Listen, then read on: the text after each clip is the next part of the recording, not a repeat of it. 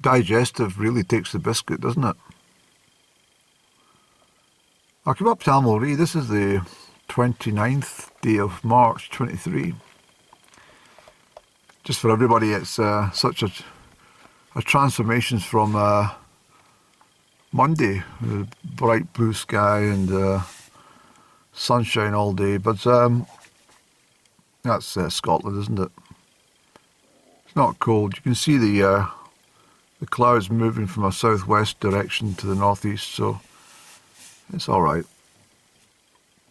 I came out of the house because I was starting to get a bit cabin fever, and generally that means a return to seasonal affective disorder if I don't get out, even for even to the back garden, for example, to try and capture some light. But I've come up here because I like to come up and just lose myself in the mountains just by looking at them.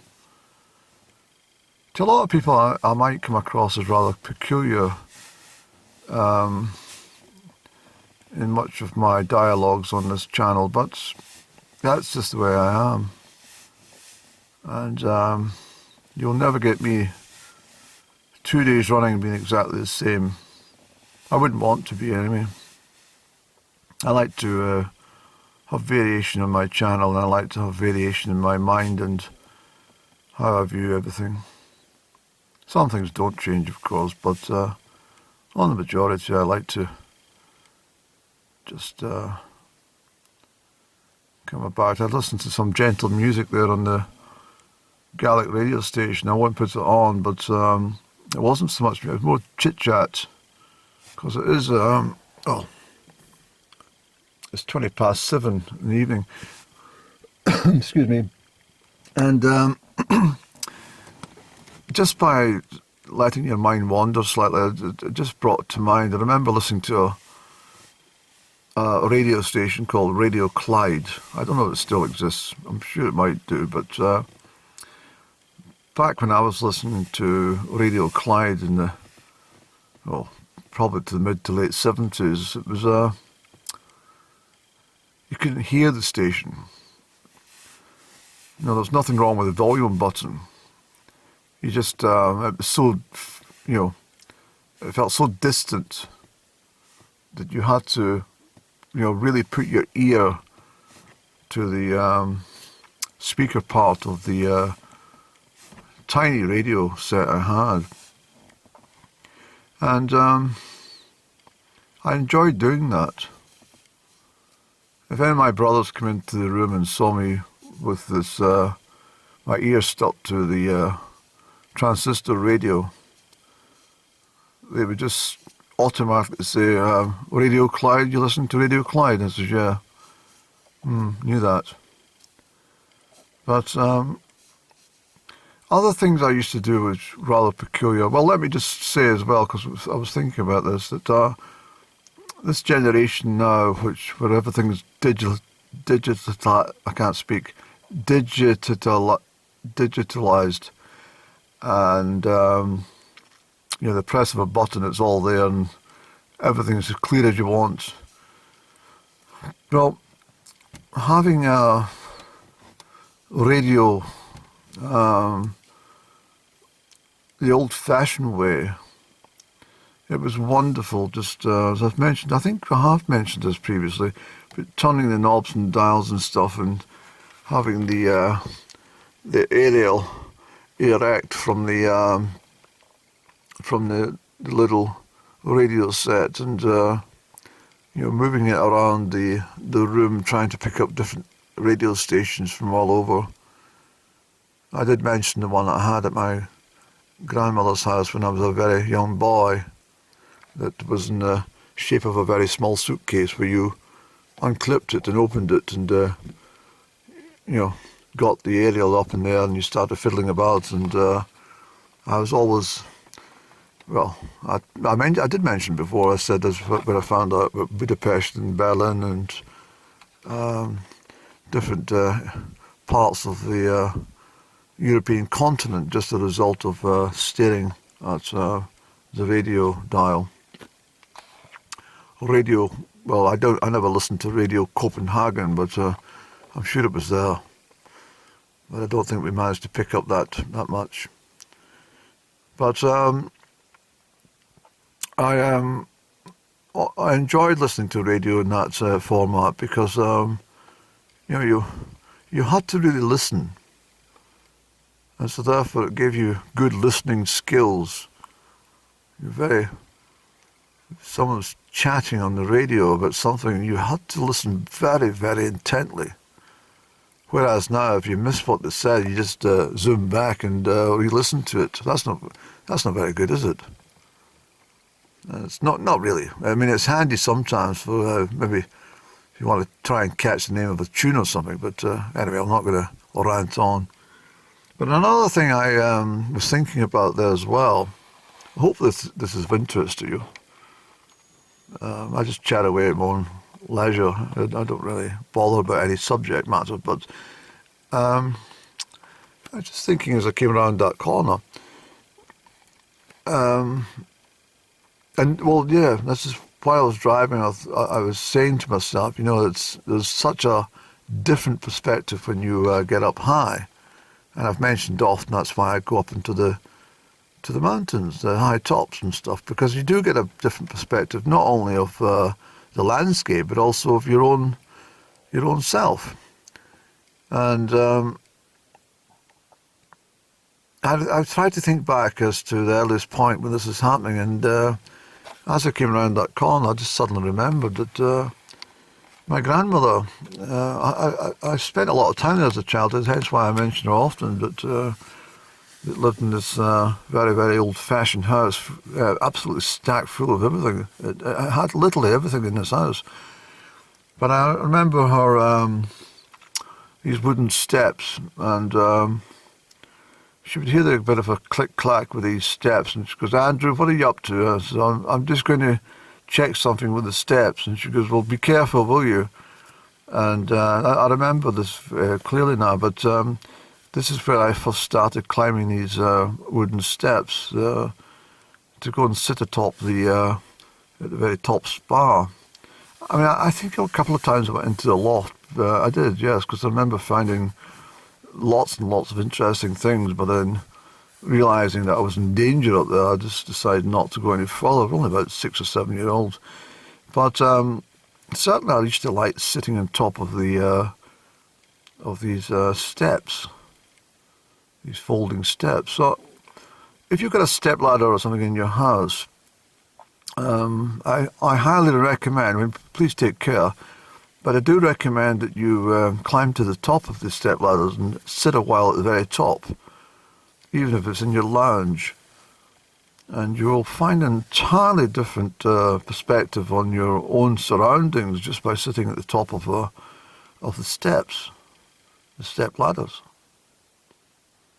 And I mean, I don't suggest that you go and sit on top of your roof or anything, or take any risks as far as getting up high.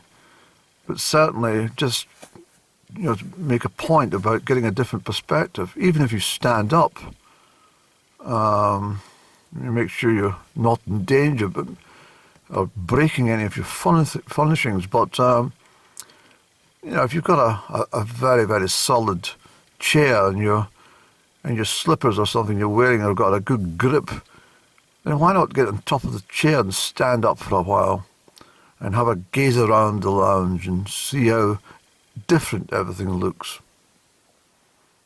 This is what I've found anyway. I still do it in my own house. I still sometimes clamber up the steps, which I keep in the hallway, actually, of all places, quite well disguised, actually, against the what do you call it, the coat hangers and stuff. Anyway, it's a long story that for nothing. But what I mean is I will occasionally just open up these steps, climb up to the top and sit with my head kind of hitting the ceiling, but or rather crouched over. And I just sit there. I know this is very peculiar behaviour, but I just sit and look down on my hallway, and it looks so different.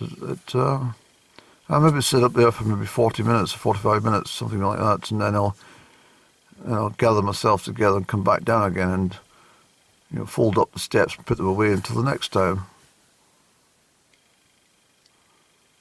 I was wondering why it was getting so dark, but it's obviously getting near dusk. I don't want to drive down this road and when it's in darkness, because it's a very dangerous road, I have to tell you, because of the deer that stagger across it unwittingly onto the carriageway very often as well.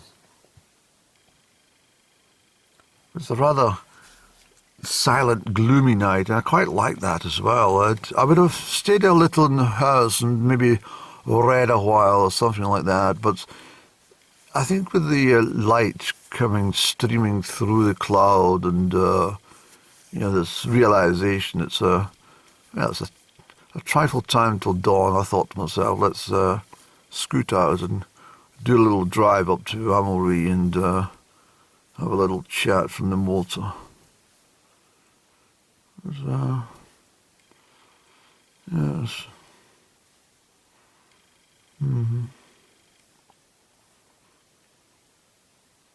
Of course, this little tree of mine is a wonderful, beautiful tree.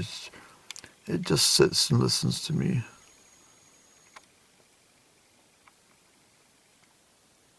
I actually think what I'll do, I think I will pop out for a cigarette and have a little chat with the tree. I think I need that. Well, that was quite good, speaking to the tree. I go down the road a wee bit and point my camera over there to... it's very wet and misty, isn't it?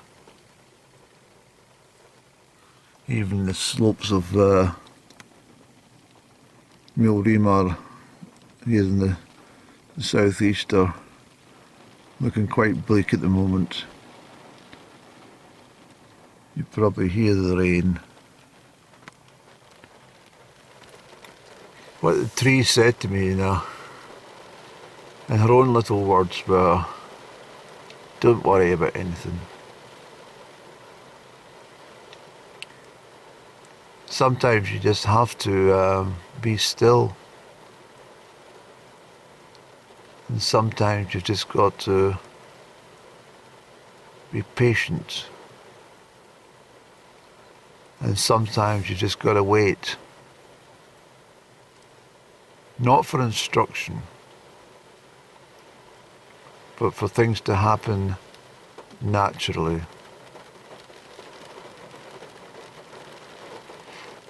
There's nothing that needs to be acquired or done. It's not that I'm in any particular need for any issue to be resolved or any forthcoming result that's needed, or it's what I mentioned before about reaching precipice and wondering what comes next. I'm not at all down, I'm not at all sad, I'm not at all... Who could be sad up here? Although the mountains in the rain and the mist take on their own sadness, I think.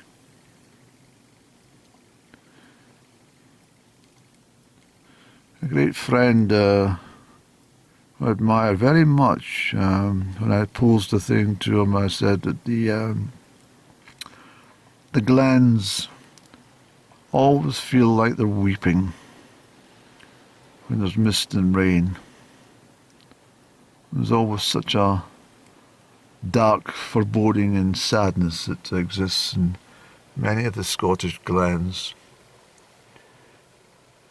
And although he was in agreement with what I was saying, he said, you'll never find that up the top. And although the summits of the mountains can be particularly wild and unforgiving, he was absolutely right. There's not that same sense of dread or foreboding when you're standing high on the mountain top,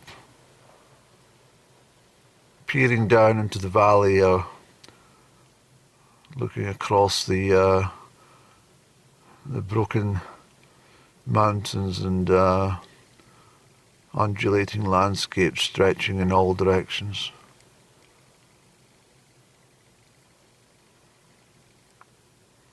I do love this part of the world. I have a recurring dream that I've had since I was probably about 3-year-old, I'm sure. Certainly 3 or 4 years of age, and I always remember, did I mention this before? I don't know, I think I've got dementia. But on the top of the mountain was this snow.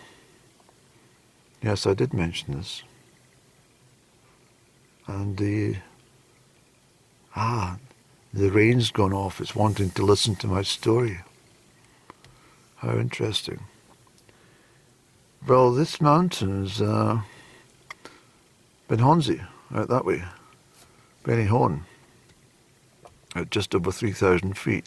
3,040 feet. 3,048 feet above sea level.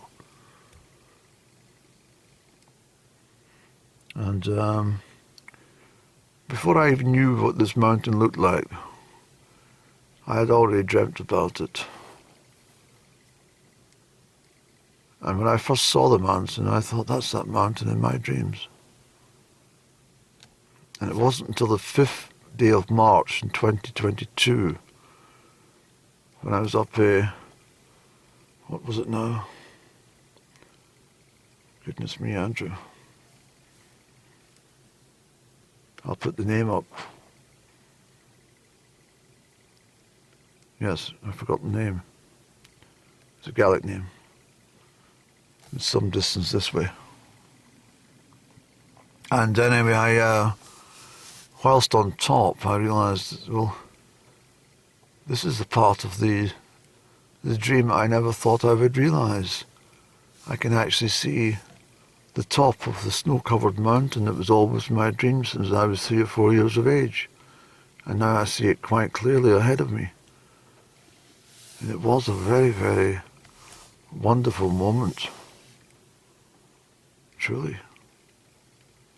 Yes, I did mention it because then, I think it was about 2 weeks later that Up and Down got in touch. She did.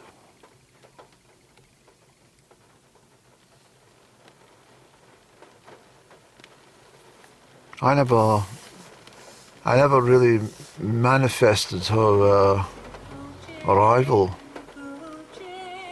but I now understand what that tree's saying, that the waiting and the patience and the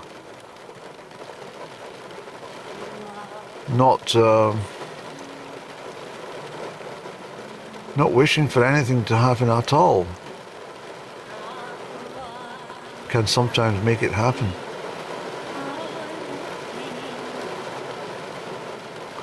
The rain here is quite terrific, I have to tell you. Quite exhilarating too. I feel sorry for the sheep. There's an isolated sheep over there. He doesn't seem to care too much. But there's some horses not far from where I am. I feel for those horses because I passed a couple of horses just yesterday, and they were,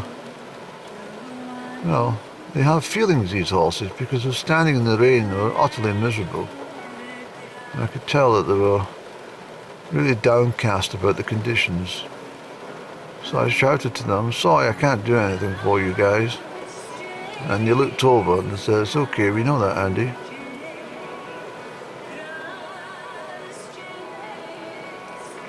But it's beautiful to see the rain, isn't it? Really. Very beautiful to see the rain. But I shall head down. I see a lot of mist lingering down there in the Almond Valley. So I think I shall make a retreat homeward bound in case there's any deer swing around from the moorland onto the road. Quite fantastic, isn't it?